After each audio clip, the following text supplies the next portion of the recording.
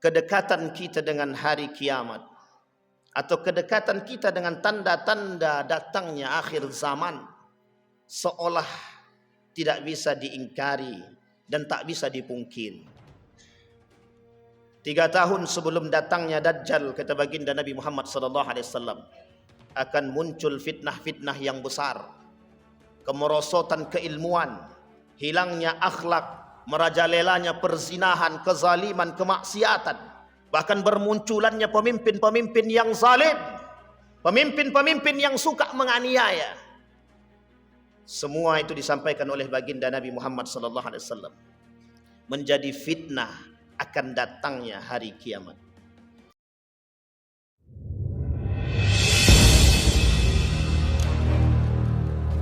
Assalamualaikum warahmatullahi wabarakatuh.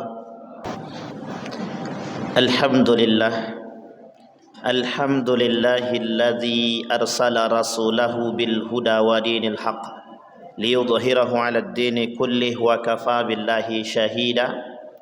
Ashhadu an la ilaha illallah wahdahu la syarika lah wa ashhadu anna Muhammadan 'abduhu wa rasuluh la nabiyya ba'd. Allahumma salli wa sallim wa barik ala hadzal nabiyil karim. Allahumma salli ala Muhammad wa ala ali Muhammad fil alamin innaka Hamidum Majid. Ittaqullaha haqqa tuqatih wa la tamutunna illa wa antum muslimun. Innallaha wa malaikatahu yusalluna 'alan nabi. Ya ayyuhalladzina amanu sallu 'alaihi wa sallimu taslima.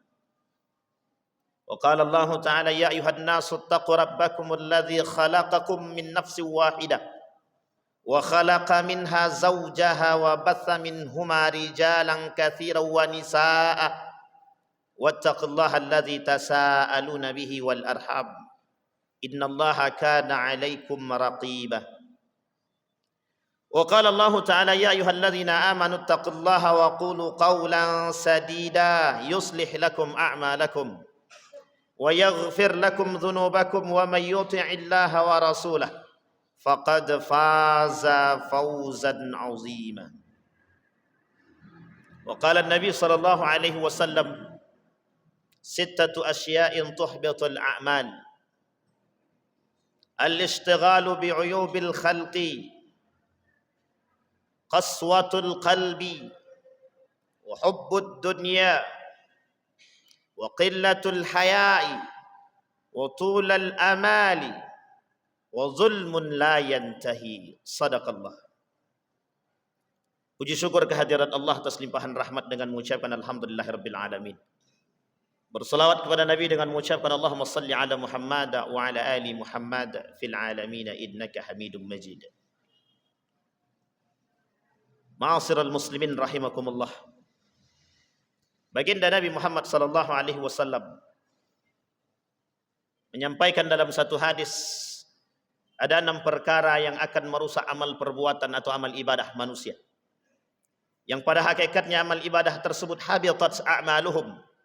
Allah tak mau terima amal ibadah mereka, atau Allah hapus amal ibadah mereka.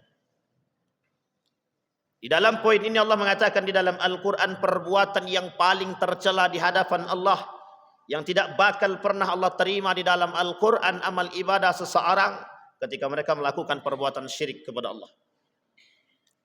Tetapi itu masuk dalam kategori hablum minallah.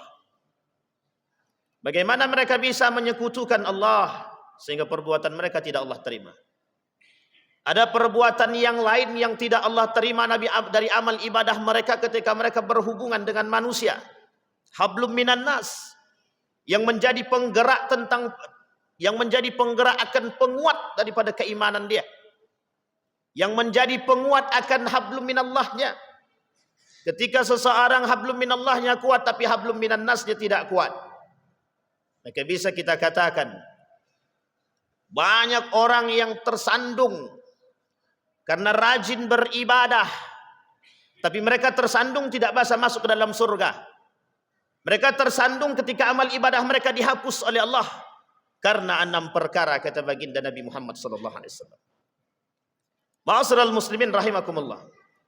Poin yang pertama yang dikatakan oleh baginda Nabi Muhammad sallallahu alaihi wasallam dalam hadisnya tentang perbuatan yang tidak diterima oleh Allah. Yang pertama, al-istighalu bi'uyubil khalqi. Orang yang suka mengorek-ngorek informasi tentang orang lain, yang informasi tersebut bukanlah kebaikan daripada orang lain, melainkan daripada aibnya. Hobi.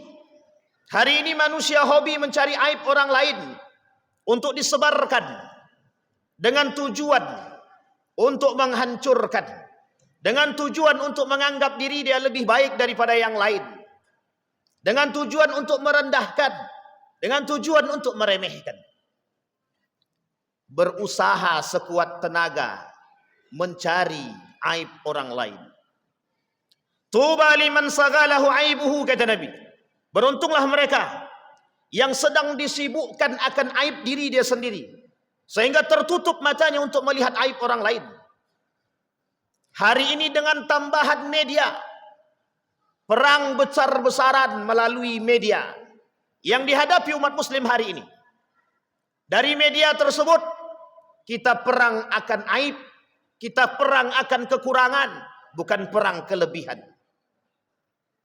Setiap satu dengan yang lain saling menyerang kekurangan yang lain. Setiap satu golongan dengan golongan yang lain berusaha mencari kelemahan yang lain, sehingga saling serang menyerang. Maka bergembiralah kaum Yahudi dan Nasrani atas perbuatan umat muslim hari ini. Tanpa mereka sadari betapa perbuatan mereka sungguh sangat tercela. Syibabul muslimin fusuq wa qitaluhu kufrun. Mereka tak paham dengan kalimat tersebut. Mencela seorang muslim fasik, membunuhnya kafir. Tapi mengapa hari ini umat muslim begitu sering dan senang untuk menyebarkan aib satu dengan yang lainnya? Momen dan event-event tertentu hari ini menjadi poin penting bagi mereka untuk merendahkan dan menjatuhkan setiap golongan, sehingga mereka menganggap diri mereka lebih baik daripada yang lain. Pada poin yang kedua, disampaikan oleh baginda Nabi Muhammad sallallahu alaihi wasallam, orang-orang yang memiliki di dalam hatinya qaswatul qalbi,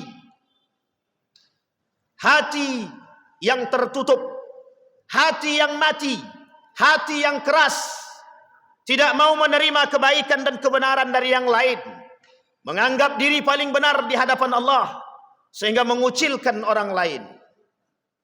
Salah satu karakteristik yang nampak dari orang-orang yang pemilik qaswatul qalbi di dalam hatinya, akan tumbuh satu sifat yang disebut dengan fanatisme.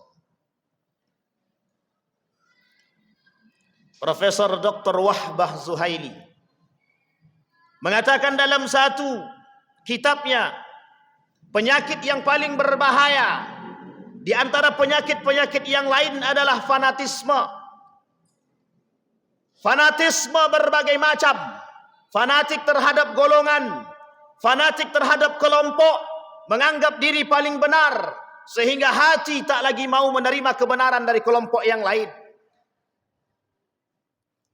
Kata Nabi dalam riwayat yang lain, yang derajat hadis ini hasan, oleh Imam Syekh Mutawalli Sya'rawi, oleh Ibn Al-Qayyim Al-Jauziyah, oleh Sunan Ibn Majah dalam kitabnya Sunan Ibn Majah, dalam bab Al-Fitan, beliau mengatakan, kelak di akhir zaman, kata Nabi, akan bermunculan orang-orang yang cinta terhadap golongan, memperjuangkan golongan bukan agama, meninggikan satu golongan dan merendahkan golongan yang lain.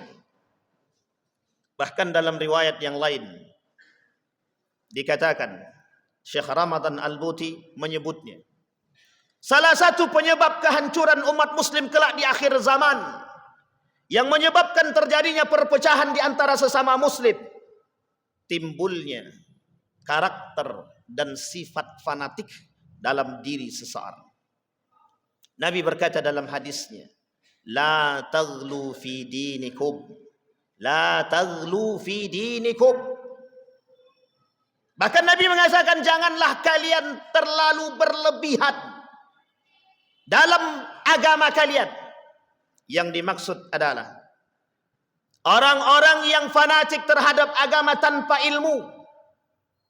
Orang-orang yang fanatik terhadap satu golongan tanpa ilmu. Yang terjadi adalah kesesatan dalam setiap langkah. Sehingga fanatisme terbagi dua. Fanatik dengan ilmu dan fanatik tanpa ilmu. Yang hari ini banyak kita temukan adalah orang-orang yang fanatik merasa punya ilmu, sehingga menganggap diri mereka paling benar dan menyalahkan yang lain. Mereka menolak kebenaran dari jalan yang lain. Mereka anggap kebenaran bagi diri mereka mutlak, sehingga tidak ada lagi kebenaran bagi dari yang lain. Al-haqqu min rabbik. Kebenaran seutuhnya di tangan Allah. Tapi apa yang bisa dilakukan oleh umat muslim? Salahkah ketika kita fanatik terhadap agama dengan keilmuan? Syekh Ramadan Al-Buti mengatakan, setiap orang di antara orang-orang yang beriman memang diharuskan mendalami agama, tetapi bukan dengan cara yang buta. Salah satu yang paling ditakutkan oleh baginda Nabi di antara yang lain, kelak di akhir zaman kata Nabi, yurfa'ul ilmu wa yathbutul jahlu. Orang-orang berilmu diangkat, orang-orang yang berakhlak dimatikan. Tersisalah orang-orang yang bodoh, orang-orang yang tak berakhlak. Mereka dengan keilmuan mereka menganggap diri mereka besar, sehingga mereka tidak mengerti akan akhlak. Berilmu tapi tak berakhlak. Hari ini bermunculan manusia-manusia yang menganggap diri mereka lebih daripada yang lain.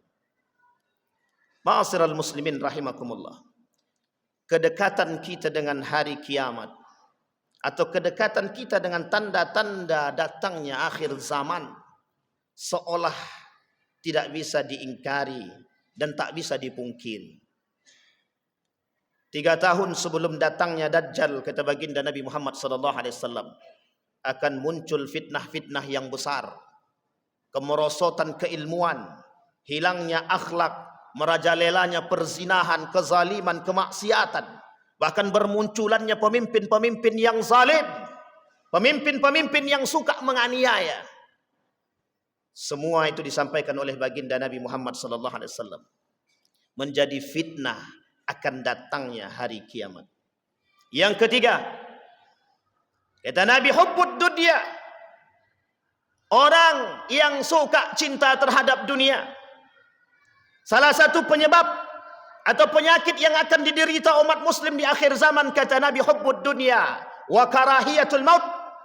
Yang Nabi rangkum dalam hadisnya disebut dengan wahan. Al-wahnu. Hubbud dunya wa karahiyatul maut. Bermunculan kelak manusia-manusia yang cinta terhadap dunia. Baik mereka yang berilmu ataupun yang tidak berilmu, baik kaya maupun miskin, semua akan berlomba-lomba mengejar kekayaan, mencari kemuliaan dunia, berlomba-lomba mencari harta. Sehingga ketika itu, ketika mereka berlomba-lomba mencari harta, yang muncul dari setiap perbuatan mereka adalah hilangnya rasa malu kepada Allah dengan cara mencari harta yang halal. Maka kata Nabi, kelak di akhir zaman, kata Nabi, ada kelompok-kelompok la yubali bima akhadha minal halal am minal haram. Akan muncul kelompok-kelompok umat-umat muslim yang mereka tak lagi berfikir tentang kehalalan dan keharaman. Apakah yang mereka dapatkan halal ataupun haram, demi mengejar dunia, demi mengejar harta. Tersebar di muka bumi, kata Nabi, kelak pekerjaan-pekerjaan makasibul muharramat, pekerjaan-pekerjaan yang haram. Bukan hanya haram secara pekerjaan, tapi juga haram secara sifat. Cara mereka menggapai dengan cara yang haram, cara mereka duduk dengan cara yang haram. Maka tak salah ketika Nabi mengatakan ahalla harama wa harrama halala. Disebabkan satu penyakit yang disebut dengan hubbud dunia, cinta terhadap dunia. Hari ini kita melihat banyak orang berlomba-lomba ingin mencari dunia dengan dalih untuk mengisi perut mereka. Bahkan disampaikan oleh Nabi dalam satu hadis, meskipun derajat hadis ini dhaif, tapi kata Nabi, kelak di akhir zaman kata Nabi, qiblatuhum butunuhum wa himmatuhum butunuhum, qiblatuhum nisa'uhum wa butunuhum himmatuhum. Kelak akan muncul kata Nabi golongan-golongan di antara umatku, di antara umat muslim, kiblat mereka perempuan, tujuan hidup mereka adalah perut mereka. Bahkan kata Imam Al-Ghazali, kelak di akhir zaman kata Imam Al-Ghazali, kemuliaan itu bukan karena keimanan, kemuliaan itu akan karena harta yang mereka miliki. Siapa yang paling banyak hartanya, mereka lah yang mulia. Siapa yang paling tinggi imannya, mereka yang paling terhina. Mereka akan katakan, akankah keimananmu bisa memberikan makan kami hari ini? Akankah keimananmu bisa membuat kami menjadi orang yang kaya, terhormat? Sehingga yang mereka pamerkan ke hadapan manusia adalah dunia, harta. Manusia berlomba-lomba bukan lagi dalam fastabiqul khairat, tapi mereka berlomba-lomba fastabiqud dunia. Bagaimana menggapai kehormatan dengan dunia, dengan harta yang mereka miliki. Hubbud dunia. Mereka akan halalkan cara-cara agar mendapatkan derajat. Mereka akan halalkan cara-cara yang haram agar bisa mendapatkan kedudukan. Itulah yang terjadi hari ini. Seolah-olah mata mereka tertutup dengan perbuatan-perbuatan yang zalim, perbuatan-perbuatan yang tercela, kemungkaran-kemungkaran yang terjadi, seolah-olah mereka tak melihat, pada hakikatnya mereka sadar dan tahu. Mengapa demikian? Karena kecintaan mereka terhadap dunia lebih tinggi daripada kecintaan mereka kepada Allah. Kecintaan mereka terhadap dunia lebih tinggi ketimbang ketakutan mereka atas ancaman Allah.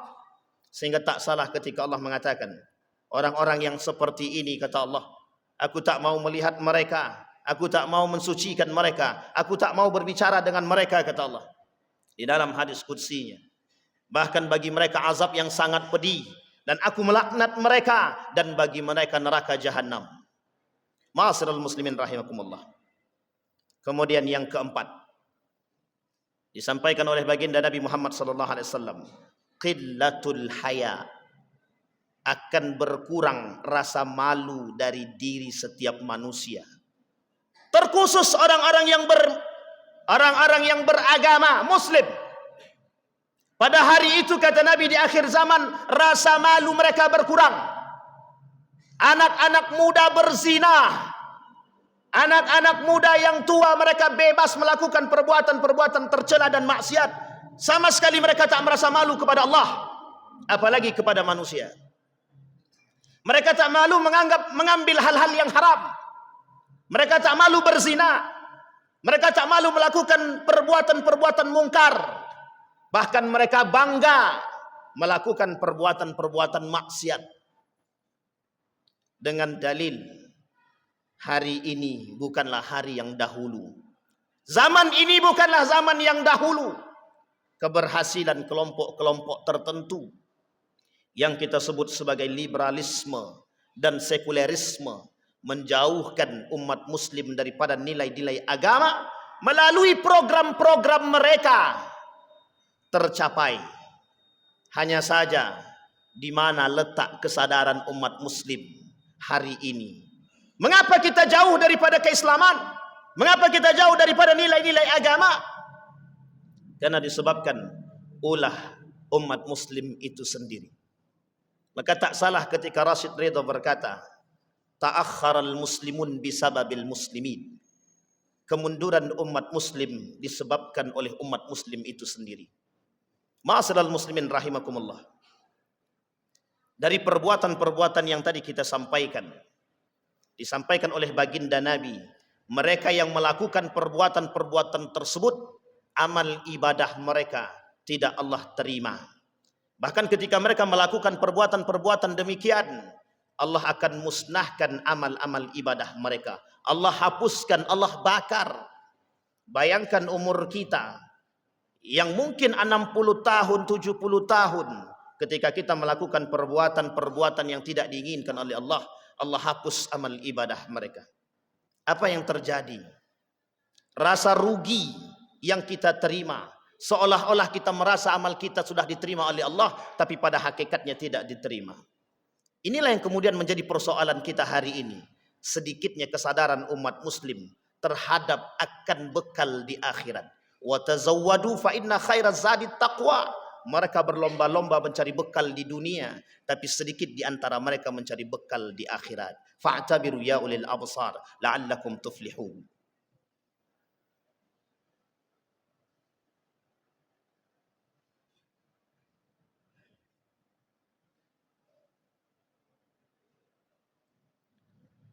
Alhamdulillah, alhamdulillahilladzi hadana lihadza wa ma kunna linahtadiya laula an hadanallah. Asyhadu an la ilaha illallah wahdahu la syarika lah wa asyhadu anna Muhammadan abduhu wa rasuluhu la nabiyya ba'd. Allahumma salli wa sallim wa barik ala hadzal nabiyil karim. Allahumma salli ala Muhammad wa ala ali Muhammad fil alamin innaka Hamidum Majid. Ittaqillaha haqqa tuqatih wa la tamutunna illa wa antum muslimun. Innallaha wa malaikatahu yusalluna 'alan nabi ya ayyuhalladzina amanu sallu 'alaihi wa sallimu taslima. Allahumma ighfir lil muslimina wal muslimat wal mu'minina wal mu'minat bi rahmatika ya dzal jalali wal ikram. Allahumma a'idna 'ala dzikrika wa syukrika wa husni ibadatik. Allahumma asli akhlaqa syabab al muslimina wal muslimat bi rahmatika ya dzal jalali wal ikram. اللهم انصر إخواننا المجاهدين في فلسطين وفي غزة وفي كل مكان. اللهم دمر اليهود، اللهم دمر اليهود، اللهم أهلك الكفرة والمبتدعة والمشركين أعداءك أعداء الدين. اللهم اجعل القرآن العظيم ربيع قلوبنا ونور صدورنا وجلاء أحزاننا وذهاب همومنا وغمومنا. اللهم اجعل القرآن حجة لنا ولا حجة علينا. ربنا آتنا في الدنيا حسنة وفي الآخرة حسنة وقنا عذاب النار. عباد الله،